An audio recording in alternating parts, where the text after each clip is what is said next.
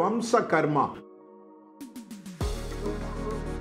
நம்மளுடைய ஆன்சிஸ்டர்ஸ் பண்ண விஷயங்கள்லாம் இந்த ஒரு வம்சத்துல கர்மா எப்படி ஃப்ளோ ஆகும், அப்பா தாத்தா பண்ற விஷயங்கள்லாம்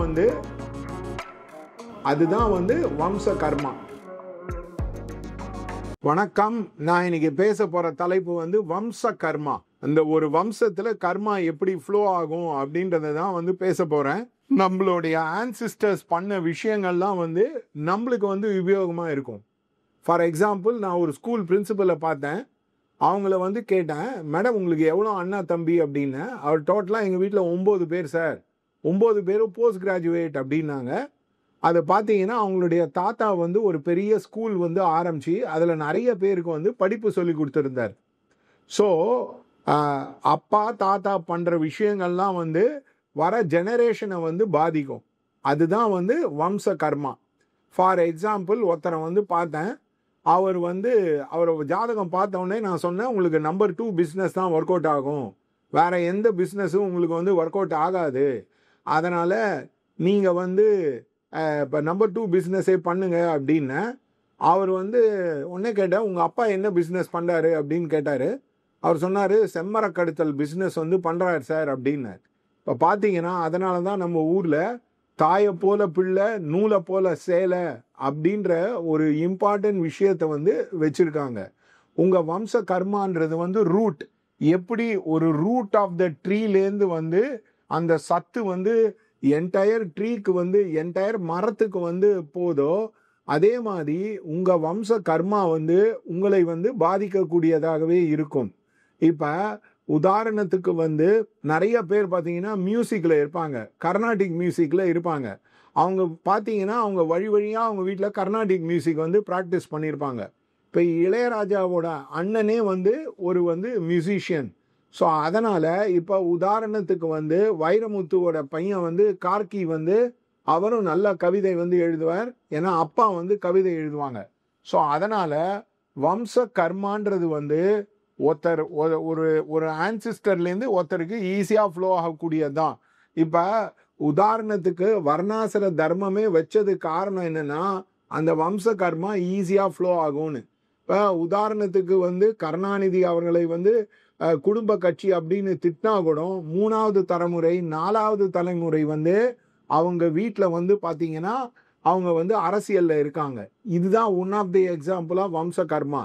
இன்னொன்று பார்த்தீங்கன்னா, நான் ஒரு போலீஸ்காரனை பார்த்தேன். அந்த போலீஸ்காரனை கேட்டேன், நான் எவ்வளோ அண்ணன் தம்பிங்க அப்படின்னு. நிறைய அண்ணன் தம்பி சார், நிறைய பேர் போலீஸில் இருக்காங்க அப்படின்றது சொன்னாங்க.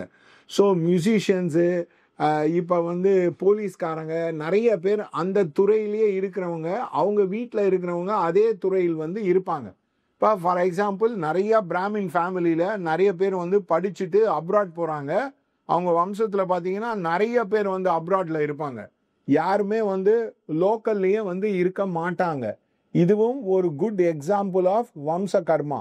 ஸோ அதனால் வம்ச கர்மான்றது நம்மளுடைய மூதாதையர்களுடைய கேரக்டர், ஐடியா, அவங்களுடைய தாட் ப்ராசஸ், அவங்களுடைய மெமரி எல்லாம் நம்ம ஜீன்ஸ் வழியாக ஆக்ட் ஆகக்கூடியது தான் வம்ச கர்மா. இப்போ உதாரணத்துக்கு நான் திரு நாகேஷ் அவர்கள் பயங்கரமாக குடிப்பார் அப்படின்னு கேள்விப்பட்டிருக்கேன். அவருடைய பையன் பார்த்தீங்கன்னா அவரும் அதே ஒரு ஹேபிட்டுக்கு அவர் குடிக்க ஆரம்பிச்சிட்டார். ஸோ இந்த மாதிரி அடிக்ஷன், இந்த மாதிரி வீட்டில் இப்போ உதாரணத்துக்கு ஒரு ஃபேமிலியில் பார்த்தீங்கன்னா அண்ணா தம்பி இருந்தார். அண்ணனுக்கு குழந்தை பிறந்தது, தம்பிக்கு குழந்தை பிறக்கலை. அந்த அண்ணா பசங்களுக்கு திருப்பியும் குழந்தை பிறக்கலை. ஸோ இந்த மாதிரி குழந்தை பிறக்காததும் வம்ச கர்மா சம்மந்தப்பட்டது. அதே மாதிரி நான் ஒரு வீட்டில் பார்த்தேன், ஒரு 5 பேர் பொண்ணுங்க.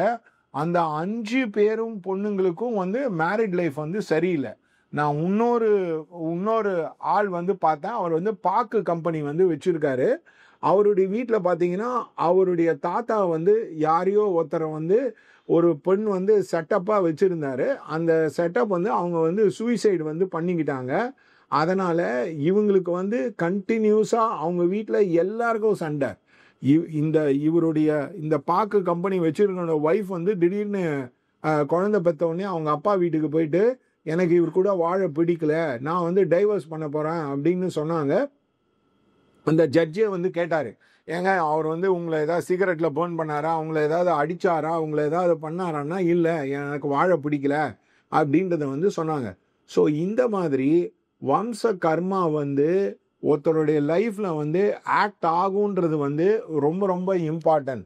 அதனால தான் வம்சமந்த புத்தி குலமந்த ஆச்சாரம் அப்படின்றது வந்து ஒரு விஷயத்தில் இருக்குது. எல்லாத்தையுமே மாற்றலாம், ஆனால் ஒரு சில டேலண்ட்டு, ஒரு சில எபிலிட்டி, அதை வந்து மாற்றுவது வந்து ரொம்ப கஷ்டம். இப்போ எங்கள் அப்பா வந்து நல்லா கம்யூனிகேட் பண்ணுவார், எனக்கும் ஈஸியாக வந்து நல்லா கம்யூனிகேஷன் வரும். தூரத்துலேருந்து பார்த்தீங்கன்னா அந்த வீட்டில் கல்யாணம் நடக்காமல் இருக்கிறது, குழந்தை பிறக்காமல் இருக்கிறது, இந்த மாதிரி சம்மந்தப்பட்டவங்க எல்லாருக்கும் தொடரும் போது தான் அந்த வம்ச கர்மா நெகட்டிவ் ஆகும். அந்த வம்ச கர்மாவுக்கு வந்து நெகட்டிவாக இருக்கிறதுக்கு வந்து ராகு கேதுக்கு வந்து பூஜை பண்ணணும்.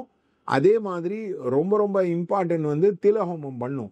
இந்த வம்ச கர்மாவை கிளியர் பண்ணக்கூடிய ஒரு இம்பார்ட்டன்ட் விஷயம்தான் வந்து ராகு கேது அண்ட் இந்த விஷயங்கள்.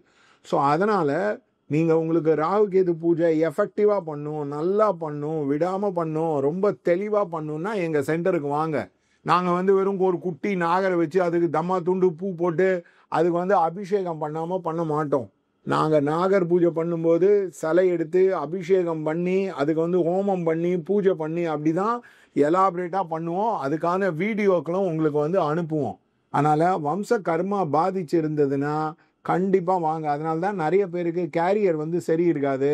அப்பா அம்மாவோட கேரியர் ப்ராப்ளமேட்டிக்காக இருந்ததுன்னா பசங்களோட கேரியரும் ப்ராப்ளமேட்டிக்காக இருக்கும். ஸோ உங்கள் பசங்களுக்கு படிப்பு வரல, கேரியர் சரியில்லை அப்படின்னா கண்டிப்பாக வம்ச கர்மா தான் ப்ராப்ளமாக இருக்கும். அதை என்ஹான்ஸ் பண்ணுறது தான் வந்து ரெமிடியல் மெஷர். வாங்க, கண்டிப்பாக நீங்கள் வந்து கற்றுக்கலாம். தேங்க்யூ.